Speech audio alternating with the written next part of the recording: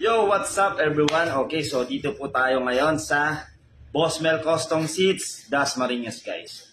Okay, so anyway, iniimbitahan ko lang po kayong lahat guys, right? Sa mga wala pang idea po sa Boss Mel Custom Seats. Okay, ang Boss Mel Custom Seats po is 6 po ang branch nan. Okay, 6 po ang branches ng Boss Mel Custom Seats, right? Siyempre, unahin na po natin dito sa Dasmariñas branch.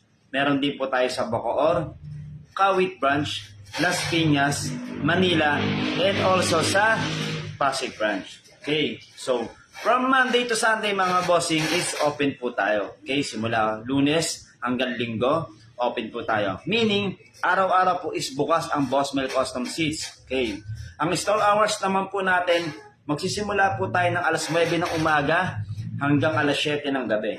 Okay? But meron po tayong cut-off na tinatawag. Ang cut-off po natin ay alas 6 ng gabi.